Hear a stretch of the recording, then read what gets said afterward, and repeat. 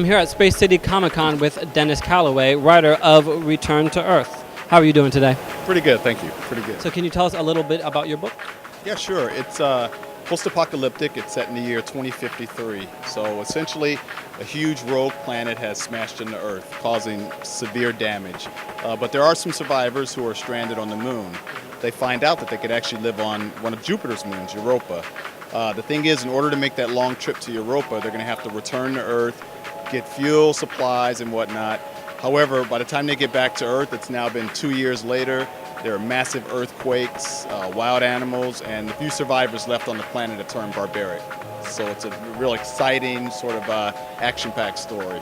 That sounds really cool. I'm a fan of like post-apocalyptic kind of adventure tales, so this sounds really awesome. I've heard from your review that you write compelling characters. Can you tell us a little bit about how you go about doing that?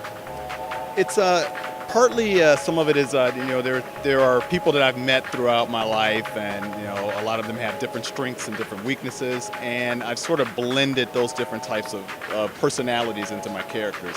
And so if I have a character and he or she is a strong-willed character, then I look at the things that I've seen in other people before, and I add it to those characters.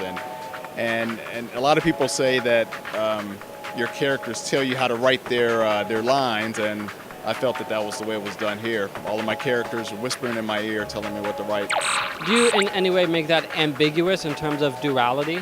Like if a bad person, isn't a quintessentially bad person, but they might have this other kind of good-natured aspect to them? Do you ever incorporate that?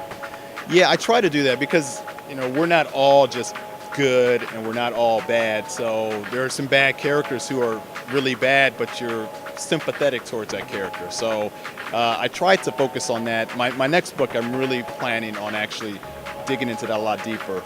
Right now, a lot of my characters are, a few of them are middle of the road, but I have a lot of really good characters and a lot of really bad characters. Well, when I first published this book, the first initial reviews were, when is the second book coming out? What happened on that Cassiopeia ship? Where we want to know. So I set aside my zombie draft that I was working on, and I started working on book 2 for this one.